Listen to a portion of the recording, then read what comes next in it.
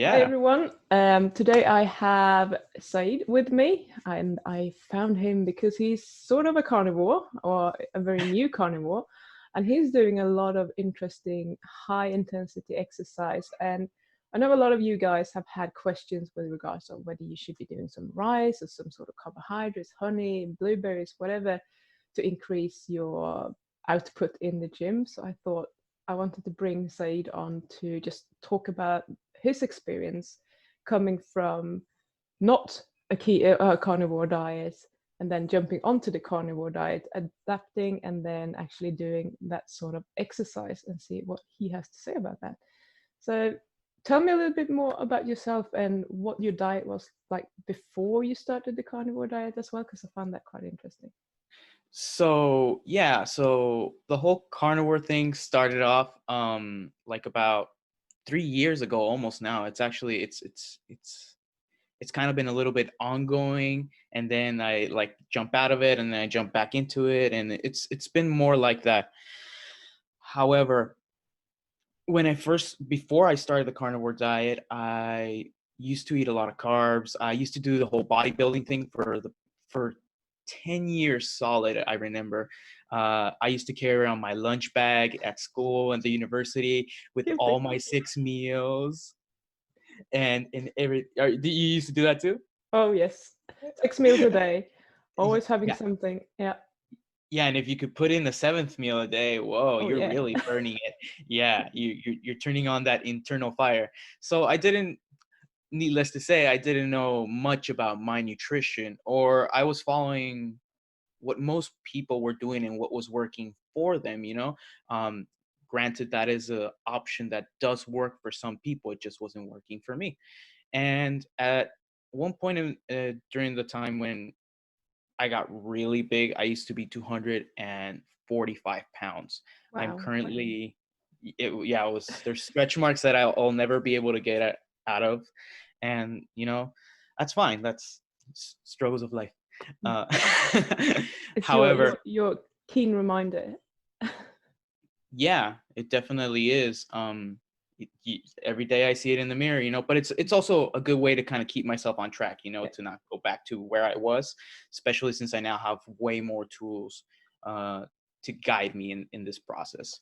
But yeah, I was pretty obese during university, and I started to really make a change. When I started to make a change is me and my girlfriend went to Cancun in Mexico, and I saw pictures from my trip when I came back, and I said, okay, we got to do something about this. Like, I saw those pictures, and that's when I got into the whole bodybuilding thing, and I got into a little bit more of eating the 6 7 meals a day and everything. But after trying that out, trying some vegetarian stuff, trying vegan for 2 days, and then wanting to shoot myself, I kid you not, I tried it. I was like, I'm gonna go like literally all like just 2 days. vegan. Nope, two Good job. days. No. I looked pale. The second day I looked pale, and my girlfriend's like, "You Well, worked out?" Yes. You okay? Why? You look like a ghost right now. And because I tend to work out pretty hard, I mhm. after a while learned how to bully myself really well. Good job. Yeah. Uh, so after trying all that, I came across the carnivore diet, as a lot of people come across, and I said, you know what? This is a crazy idea. I've done crazier, so let's go ahead and do it. Uh, and so I decided to give the carnivore diet a shot. And lo and behold, in the first 15 days, a lot of things started to happen, which I didn't expect at all. Okay. Such So how as, long ago was this? Was this 3 years ago? this was about almost 2.5 years ago, three Yeah. almost. Yeah. Okay. Just so we Um, know where we are. Yep. yeah, exactly around that time. And I started experiencing the minor things. So the reason why I started doing it is because I got injured, not in CrossFit. This was actually, I got injured during work. It was a work-related injury, which I can't kind of talk too much about, but a Fine. work-related injury happened. Yeah. Uh, and so I was looking into just trying to diminish my inflammation overall, and just get better health. I was 27 at the time, I think, at 27. And so I couldn't move as much as I wanted to. I stopped doing a lot of things that I love doing. And I thought the carnivore diet, which seemed like the maximum like anti-inflammation diet, seemed like the right path. And I think it ended up helping me in the first 15 days. I was really, really able to see how that helped me. And so I posted my video, and that was one of the videos that kind of went viral. Actually, no, that was the second, that was the first video that kind of people really started watching. And then after that, when I posted the results for my 90 days of carnivore that I tried out, after I realized this is really working for the first 15 days, I said, you know what, let's try it for 90 days. Tried it for 90 days. And that was the video that I think has like 60,000 views or something like right now. So people really enjoyed that. But during that time, I was really, really experimenting with the carnivore diet. I said, okay, what can I do? Where can I push this? Because I did notice some things. I wasn't able to push super extreme workouts. I wasn't able to push like high intensity stuff. And I'm not talking about like just doing a burpee and then a pull up and then burpee, pull up. No, I was talking about cleaning 225 pounds, going into the assault bike for 20 calories, running a lap, doing a couple of chest to bars with the pull-ups. I don't know if you've seen, but during that time I was doing the whole CrossFit thing. So I was doing the chest to bars, like that motion that they do, 20 of those or 10 of those, repeat like, 5 times, go for it. Don't stop, So that kind of thing really destroys you at a different level. The glycogen stores that you have just don't recuperate fast enough. And although the carnivore diet does do some amazing things for people that don't require that super high amount of glycogen like consumption at that fast a rate, I think it's not optimal for most athletes. And that goes with a grain of salt. I mean, this is my experience. And That's all sure enough, and that's all I got. That and all the books and stuff I read. But I mean, you can pick and choose, and people say, oh, you cherry pick that. No, it's like, that's why it's called Zaid's experience. It's my experience. Yes. And I mean, that's all I got for you guys. There's so much research nowadays. There really is. You can just about find anything that favors you. So again, I gave this a shot, and I thought it was fairly interesting how my body reacted. It took me the first time I did the carnivore diet, the first 90 days, because I did the carnivore diet like super strict 3 times in a row. So what does that mean to you, super strict? Super strict was, the first time was red meats. So pig and basically any cow, so just red meats basically. Cool. And eggs, no dairy, no nothing, salt and pepper. That's it. Right. Okay. That was for me the super strict version of it. And that helped out. But with the stuff that I was doing, it was just it really took a toll on me, especially on the first 60 days. It really did take a toll on me. I looked a little pale and stuff like that, but I learned when to pull back and when to push forward, and that taught me a lot. So the second time around that I did the carnivore diet was super interesting. Right. So hang on. First time was for how long, and how long did you have in between, and what did you eat in between? Just out of interest. So on each one of my meals? No, I meant in general. So you said the second time you were doing carnivore. So you must have stopped doing carnivore in between. So what was your diet like in between there, and for how long were you doing that? So when I stopped doing the carnivore diet, it was like set for a very specific date. It was like the day of Thanksgiving. Yeah. That's when I stopped doing the carnivore diet. But granted, I cooked the turkey and everything, and it was actually done in a very keto carnivore-ish way, so that I wouldn't, in my thoughts, I was like, I'm feeling great right now. I'm doing a lot better. I've gotten more fat adapted, because it took me a very long time. It actually took me way longer than most. A lot of people report 15, 30 days for me, it was about 50, 60-ish days to feel okay with the energy, like stable energy. That's the baseline that I was coming off of. So it wasn't the best, you know? Yeah. But so I cooked a really keto-ish kind of turkey for here. Cool. Since I'm the cook at home. And it was very interesting because I saw potatoes. That was the only thing that wasn't like, and I did these potatoes for like my mom and my girlfriend because they were the only ones at the table.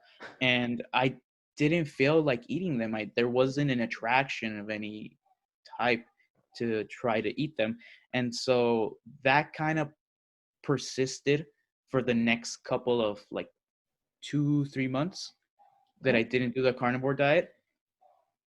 And so that was fairly interesting. I thought to myself, you know what, these carbs really aren't as, you know, as necessary as you might think them to be before trying out something like a carnivore diet. Mm-hmm. And so it was a really cool realization. But that period of 2 to 3 months, I started testing out a couple of things. I was eating mainly carnivore, but I started doing some of the same exercises that I was doing that were high intensity. And I added a little bit of carbs here and there. I chose different types of carbs. I tried Greek yogurt. I tried honey. I tried, you know, like a couple of things such as that. And that brought me from here. When I was in CrossFit and I was doing all carbs and stuff like that, you know, carbs did help me out.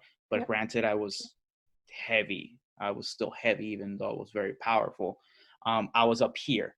When I did the carnivore diet, I slowly saw my energy go all the way down here the first 90 days. And then when I tried it again with some carbs during that 2 to 3 month window, I saw everything kind of go back here, leveled out. But it was, again, it was all mainly meat, but just I got very smart about when to throw my carbohydrates and how to throw them in and if I needed them. And some days I didn't work out or something like that, it was all meat, you know? So that was when I started tweaking things. I tried a lot of things. And then I went back to my carnivore community and said, I'm going to do another 90 days of carnivore, but now with these tweaks in place.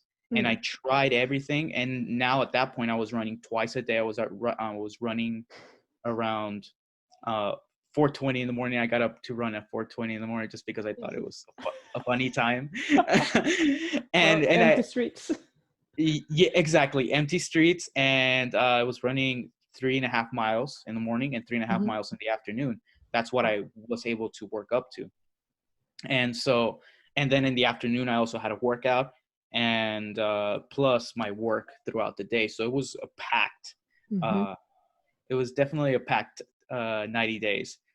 But it was, again, really eye-opening. A lot of things worked and a lot of things also kind of made me realize like, oh, maybe this needs a little bit of a tweak. And one of those things was my acne in certain places started to flare up a little bit, not too much, but I saw that creeping up again, like my acne kind of came back. And I know that's something a lot of people have trouble with when they start to reintroduce carbs once again. And so I said, maybe we can mitigate that at some point. And again, finished my 90 days of carnivore, gave everybody the results. They weren't as good as the prior results in the portion of losing body fat. However, my strength was up. It was in a way better place than it was before. And I felt a lot better with just a small amount of carbs. And I'm talking about like 50 grams of carbs a day.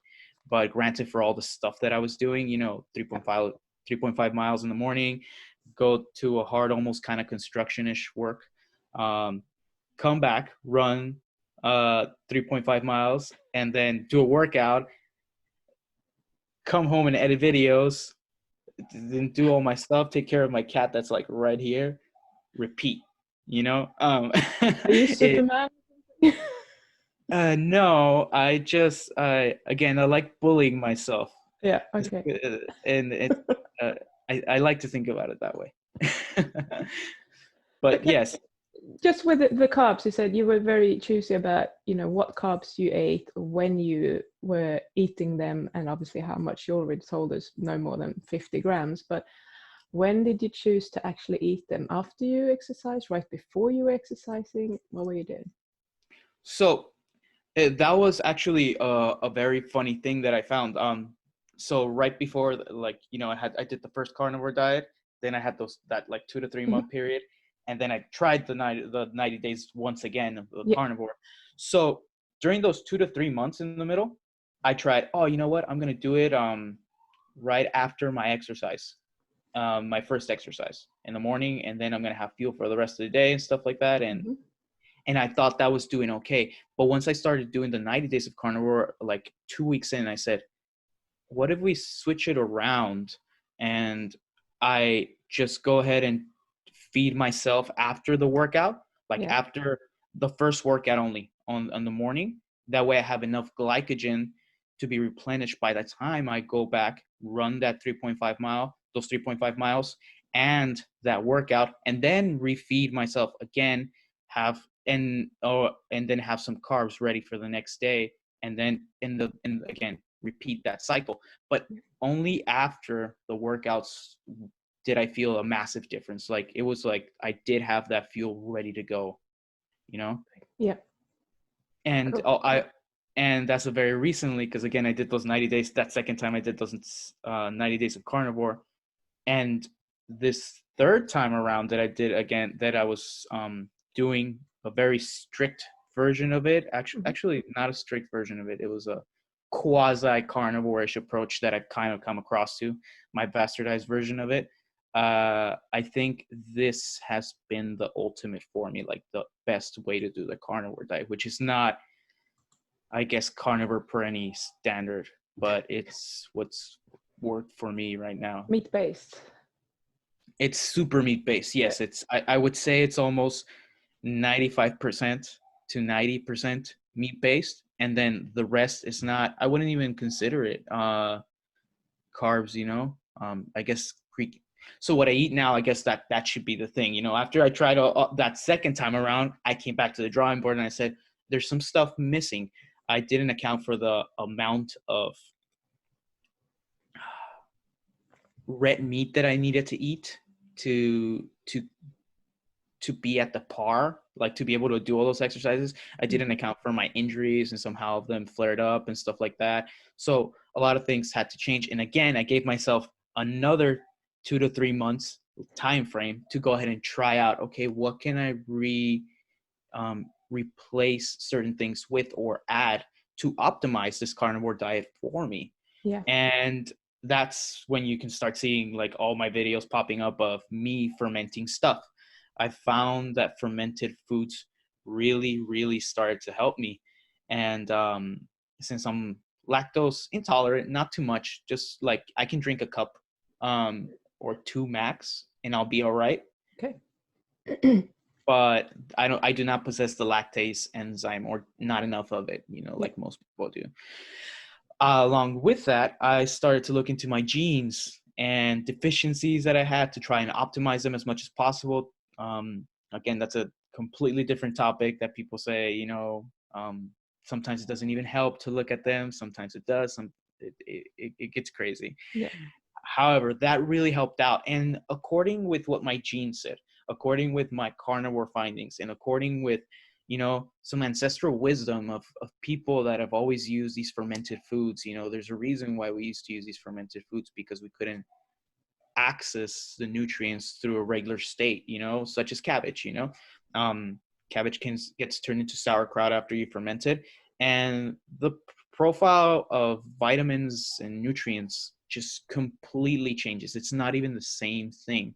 And the way it makes me feel when I eat a piece of steak, a giant piece of steak, the steak itself doesn't make me feel bad. It gets me full or satisfied.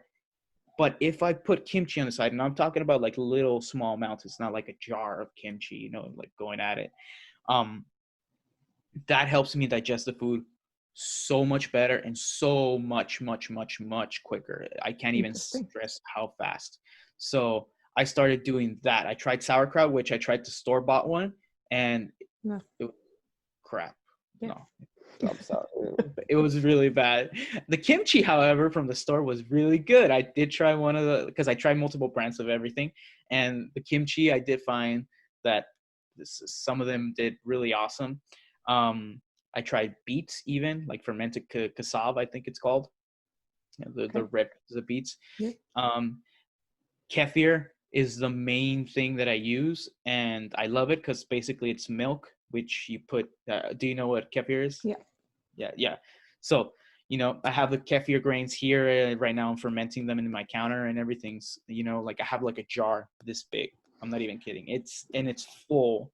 My Do you girlfriend, use, sorry, do you use any special kind of milk, like raw milk or anything for it? Or? yes, I do use raw milk, exactly. Or if I can't find raw milk sometimes, I use lightly pasteurized milk, very lightly pasteurized milk. Okay. That's the closest thing. And the brand that I use that people can usually find is the Strauss Brown, the Strauss brand. It has a little cow on it, Okay. and it's I'll just like, believe you. yeah, go figure.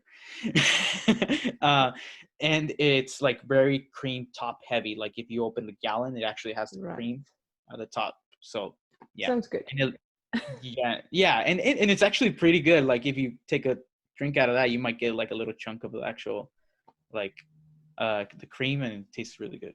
Yeah. And So I interrupted you when you were going to say something about the kefir and your girlfriend. I was a bit curious now what you were going to say. yes. No. My girlfriend for the longest time said, "You are crazy with all your carnivore stuff." First time around, she said that. Second time around, she said, "This is like changing you. You're looking different. You're starting to look different. My skin started to look really, really young, really quick." And this is per my dad's side.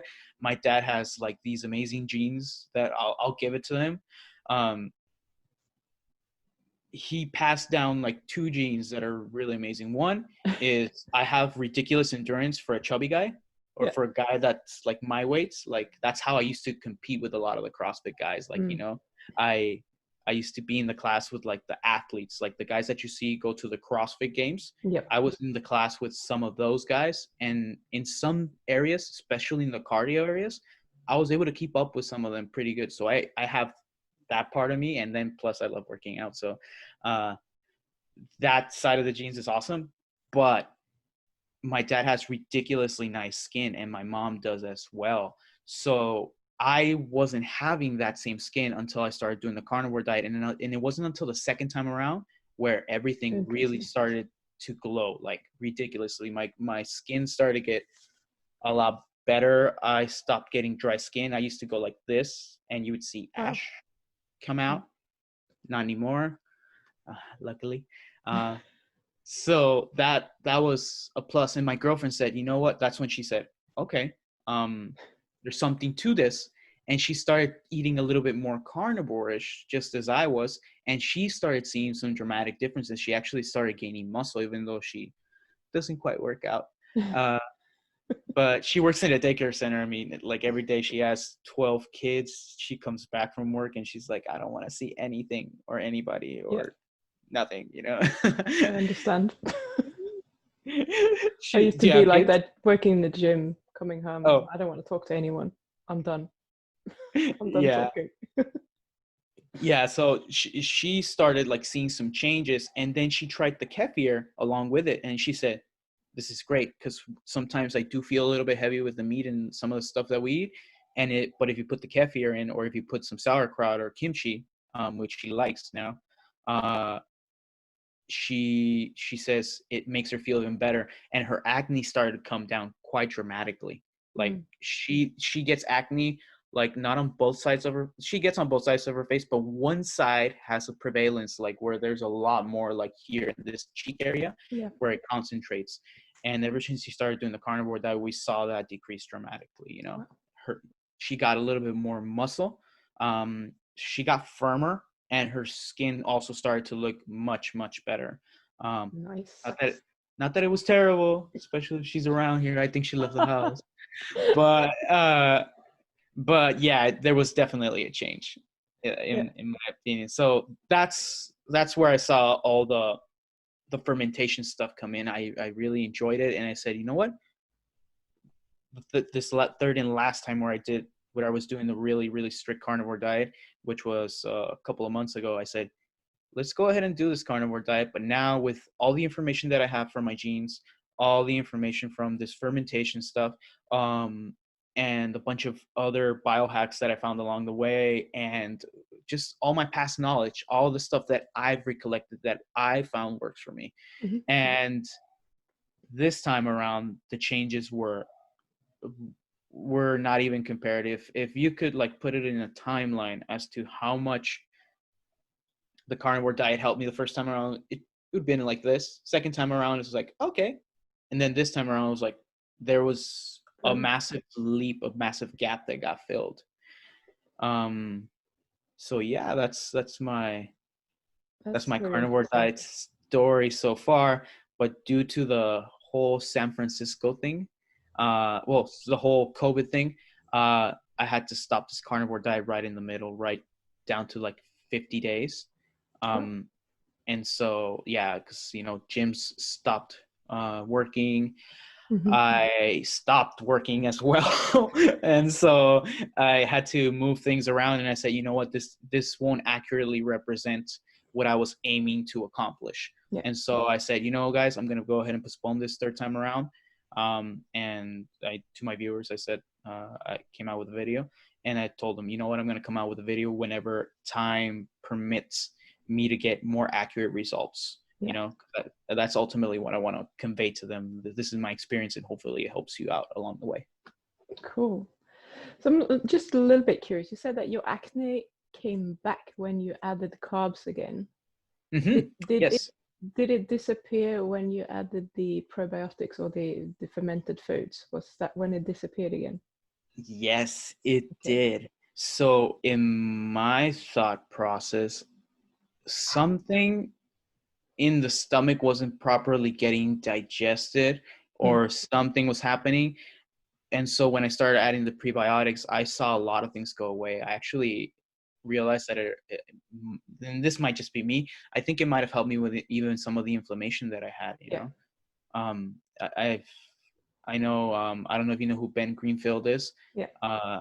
Amazing guy. He came out with his book Boundless. He came out with his book Boundless. He was here in Long Beach for one of his book presentations. Cool. I mean, for his book release. And he signed my copy. I have the copy like right here. And everything. It was pretty awesome. And one of the things that he says in that book, one of like the many things, is a Bible. That's the Bible biohack. The biohacks. The Bible of biohacking. I haven't read it. I highly recommend the book. It's an amazing book. It's what's holding up my camera. That's what I would show it to you, but I would really. That's what's holding it up. So, it's like here. I'll link to it in the video description if anyone's interested in the book. There you go. So yeah, great book. It made me realize a lot of stuff for biohacking, but more than that, it also kind of reaffirmed a lot of the things that I was finding during those breaks that I was having between the carnivore diet, and according with my genes and all that stuff. He really, this is something that he's tried. He's done his own bastardized version of the carnivore diet, as he calls it. Mm-hmm. And I really do think that he found that through what works for him. And then when I found out that what I was doing was something that somebody else had tried and said, this actually works really well for me as well. That's where I kind of went, okay, this is where the ideas are crossing right at the center. And I've never really talked to the guy about this, and I can see it that he wrote it down on his book, So yeah. I guess you could say a lot of shared ideas there with Mr. Ben Greenfield. So you have to write your own version. I guess so. Sorry, I can talk for days. So that's all right. That's cool. I'm happy to listen. So can we just kind of conclude that if you are doing crazy training, the amount that I don't necessarily think is healthy for you, you probably want to get some carbs in. And if you feel like the carnivore diet is great but not super, maybe try some fermented foods or get some sort of probiotics in, because there might be something going on there. Would that be something that you would recommend? Yes, that's definitely the idea in my case. Again, this is Mm. what I found. Yeah. I have found that if you do want to exercise, and this all depends. I had a friend just yesterday here. He came over and he said, "Dude, you eat like this every day?" Because I had a piece of this heritage pork. It wasn't heritage pork. It was I forget. It's a pork that only like it's a very specific breed of pork, and the reason Mm. why I was eating that is because it only eats avocados and it eats some other thing. What Oh, was it that's called? expensive food for Like the pigs. truffles.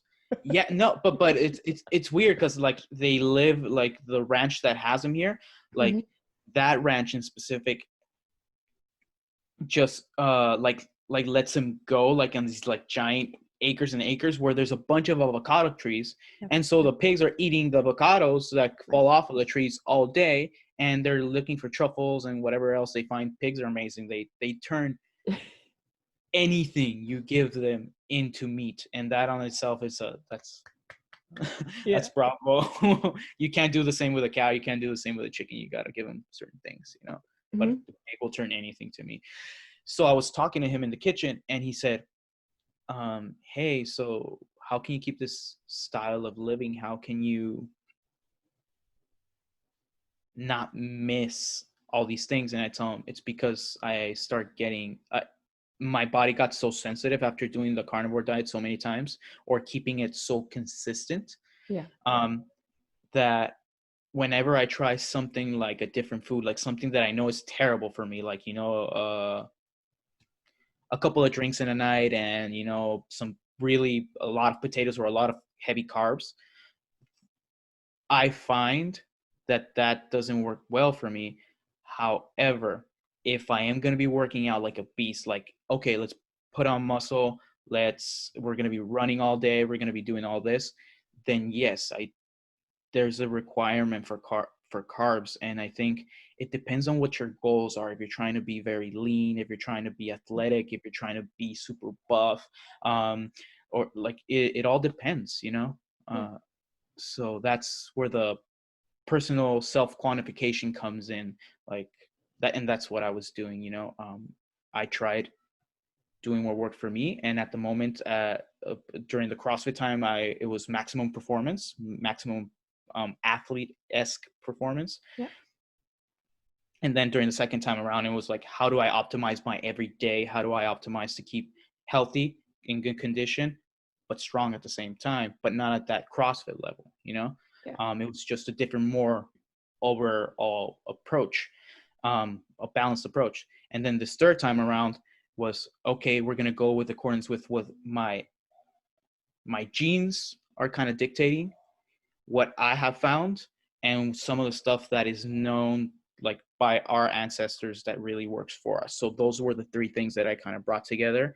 And out of all that, I was able to kind of put a plan of exercises working around my injuries and stuff like that, working with my work, and keeping this whole YouTube thing alive. And it Yeah. again, really depends on the goal. That's I think that's great. I think it's awesome that you're doing that, because a lot of carnivores out there, they are just trying to eat the perfect carnivore diet and nothing else is allowed on the diet. And I think that is a little bit crazy. Sure, we might have evolved that way. We might have evolved as, hyper carnivorous beings, and just maybe scavenge a little bit here and there when we found something. And that's all fine. And that might be what's, most healthy for us. But we are human beings, and we have goals, dreams, desires, the things that we are interested in, that we want to do. So if you are crazy and you just want to, perform at your max and do super workouts all the time, then maybe that is not the ideal diet for you in terms of performance and getting to you where you want to be in life or what you want to achieve.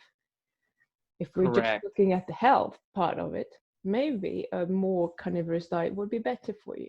But all of us, we're making trade-offs in our lives. I don't know many people who are only eating red meat and salt. Mm-hmm. Those people that do, they're usually the people that have some severe illness. So Yeah. I think what you're doing is great, because we need to kind of widen our perspective a little bit and get those parts in as well and see what's working. So I do want to encourage people to, I always say, try it, see how you feel. If it feels good, why not keep doing it? Exactly. The one thing that I think makes a lot of sense in all this is also, we have family. As I was talking about my girlfriend, like she was first like seeing all the phases that I went through, and she's seen me through very crazy things. Again, the 6 to 7 meals a day, not missing a meal for, I believe it was like 8 years that I did not miss a meal. Every single day I had a minimum of 5 to 6. Well, I kid you not. I did not miss a meal. So whenever she saw that level, she said, this guy like gets dedicated to a crazy point. Let's see where he takes this carnivore thing. And that's where we got to take our loved ones into consideration. Like I do live with my girlfriend, and I ultimately have to cook since I'm the cook at the house, I have to cook for myself. And then I would have to cook a completely different plate for her. And sometimes she just wants to sit down and enjoy a meal with me. And sometimes it's really tough to find a meal where we both can say, okay, we can both agree. She is carnivore-ish. yeah. She literally is at that carnivore-ish kind of place. Yeah. She's like 70%, you could say, carnivore. In any case, she had a very hard time adapting. And during that time where she was adapting, it was really tough. And even then she comes out on the weekends and says, come on, we got to have something together, let's go get a meal. Like you've been on it all weekend. I really want to try this. And I say, you know what, let's go do it. And I think that in my thought process is the perfect balance. Cause it's not just me. It's my girlfriend as well. My relatives, when my friends come over, like I save those cheat meals. I don't even want to call them cheat meals anymore. I just like those times where I eat differently. This cheat meal almost implies that you're doing something bad. I like to call them like those off days, or that day where, I ate that. I save them for when people that really matter in my life come around. Not like every gathering that I have, or something like, oh, today we gathered at work. Yesterday we gathered over there, like make it a thing every week, every day. But that just, it really helps keep everything balanced in my head, like I keep my diet, my lifestyle, my ideal lifestyle with my girlfriend, my family, my relations, with everything. Yeah, and that might be worth a lot more to you than actually being perfect 100% of the time. And you know what? You might be recharging your glycogen stores at that time, helping you out. Who knows? I don't think for people who are healthy in general, I don't think that's going to be a problem at all, actually. Exactly. So, I mean, everybody can kind of pick and choose whatever they want, but I think in my thought process, I think that's a healthy way of looking at it. The incorporation of fasting along with all this. That's what I was going to ask you, was not fasting, but yeah, go on. No, Yes.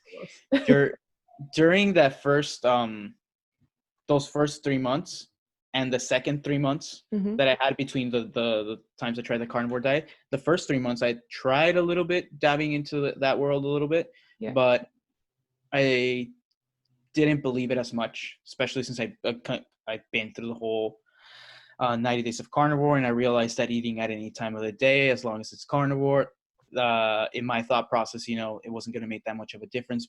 But when I did give it a shot, I was really surprised the second time around, that second 3-4 months that I like took off of the carnivore, like super strict carnivore diet.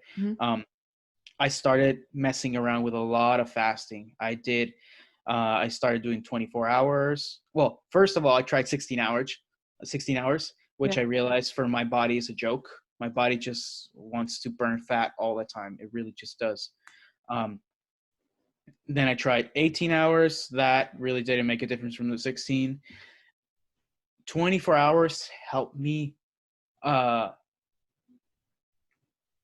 put on muscle. If I did 24 hours fast and I had one meal a day, and then do it again every day, like it helped me put on muscle, but I wouldn't gain fat if I was eating accordingly. If I was eating lower fat meals and higher, like this is where the other thing comes in, that another thing that I kind of found later. You can have very fatty cuts of meat in the carnivore diet, from my findings, and gain weight in the carnivore diet. I know a lot of people say you can't gain weight in the carnivore diet. You can't. I'm here to tell you I have gained weight, and it's happened, and it hasn't been all muscle, it hasn't been all that. Trust me, you can definitely gain it. Especially if you're eating bacon every day. Trust me, that'll get to you. So I found out when I was eating, if I was doing a 24-hour fast and I was eating leaner cuts of meat, it really helped me keep a little bit at the same weight. And at the same time, I was putting on muscle. I could physically see it because I gave it a shot for like, I think almost 3 weeks. And I was doing 24 hours consistently. And I was just having one meal, pretty large meal, granted. And I did see, oh, okay, I'm not gaining weight, but I'm putting on muscle.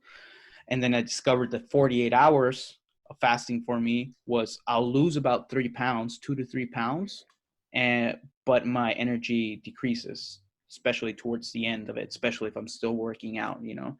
And 72 hours for me is my cutting mode. If I want to go ahead and cut body fat off, I do that.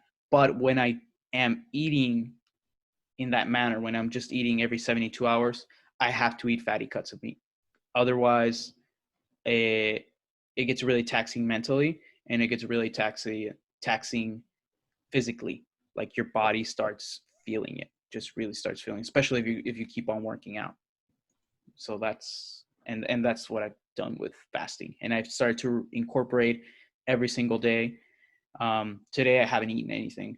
I fast for a solid 20 to 24 hours every single day. Okay. That was pretty much what I was going to ask you, how many times a day you're eating now. So I think that was the answer. I try to eat one time a day or 2 times a day. Or usually it's actually 1 time, but I'll divide the meal into like a 2-hour time frame window.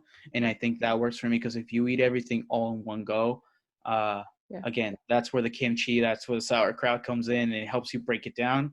But if you are that adapted where you can eat 1 meal a day and you're eating like a slob, go for it. My body wasn't able to take it. Like I would get filled up, you know, to try to get the amount of calories that I require. Yeah, I was thinking that if you eat every 24 hours, because you must be eating a lot of food with the training you're doing. Yeah. Right now, I'm not doing that type of intensity. Yeah, sure. We're not at all. But if I was doing that type of intensity and eating that amount of food, which I did try at one point, it's you have to eat so much. I used to feel dizzy. That's why I started to reincorporate the stuff, and I was like, yeah, I'm putting Greek yogurt in, and I'm putting honey, guys. It's gonna happen with my running. Like I don't care, you know. For all the carnivores out there that are like 100%, that's not carnivore, you know. It's funny how all the comments I get that say you're not carnivore, this is not carnivore, this is not. Yeah. I'm not trying to fit into any Whatever. group. I like meat. Yeah. You got a little flag. It's like, or just call it meat-based. Meat-based, I think, is the best approach. Yeah. In wording scenarios.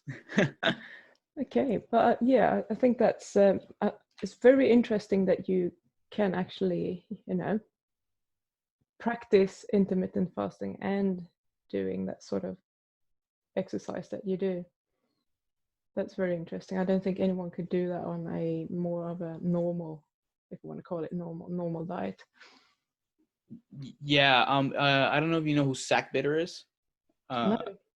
No, he's a ultra marathon runner. Okay. He is amazing. The guy just he's really good friends with Sean Baker, and they have a podcast together. Okay. But you know, as Sean Baker, he's all meat, but he does a lot of power stuff. A lot of the power stuff that he does, I can do no problem. Like maybe not lift all the weight right now. Like I'm not in training mode or anything like that. But like as far as intensity goes, like that, like the deadlifts and stuff like that, that is quite simple to do with the diet that I have right now. But the stuff that Zach Bitter does, which is run ultra marathons, it's like, oh, today we're going for a short 20-mile run, you know. Sure, Like, come on. what? And he's doing it on Carnivore. He himself has said, you know, when I'm doing my shorter runs, I don't need the carbs. I don't need the high amounts of carbs. But whenever I'm going to practice, like for a marathon, whenever I'm preparing, I'm going to go away from the carnivore diet and I'm going to start adding 100 to 200 grams of carbs a day, you know? Like that's just what I need to get me through that. And the guy's like, he's a very thin guy. He's super in shape, you know. I didn't want to say skinny. That's not the right word. But he's very athletic, you know, as an ultra marathon runner. Yeah. And he seems to have found something that really works for him, which I think is the ultimate goal here. So I think he's a good example of what you can or cannot do if you really analyze what you need and what you're doing, versus going into this carnivore approach as a religion-ish, cultish kind of way. Not Yeah. everyone needs that. Nope, not at all. Nope. But yeah, Okay. those are my 2 cents on this. Awesome. No, I think that's great. So before we're wrapping it up, would you just tell people where they can find you? I will link to it in the description, but it would be good if you just letting them know if there's anywhere else then on your YouTube channel, for example. Oh, yes. So my YouTube channel is Zaid's Experience. You can definitely find me on YouTube. I have my handle, which is Zaid's Experience on Instagram. I'll give you that. And then my Facebook as well, you know, Zaid Oropesa, which is something completely different. But I also have my Zaid's Experience Facebook handle as well. So if you guys want to check me out there, I try to not be super active on those because it can get a little overwhelming again with all the stuff that I have and people posting. And right now, social media is not the best place to hang around, in my opinion, with this whole COVID thing. So yeah, I'll try to make the pages more relevant as time goes by. Okay, so if you're into exercise, or if you're just interested in following Zaid's experiments, which I am, I think you should definitely go to his YouTube channel and start there anyway, and just sign up, check the videos out. There's some really interesting stuff over there, I think. Thank you. Thank you so much for coming on my channel. I've really enjoyed this chat, and that was very, very enlightening and interesting to see your perspective on things, actually. Thank you. Same. Thank you. Appreciate it. Thanks.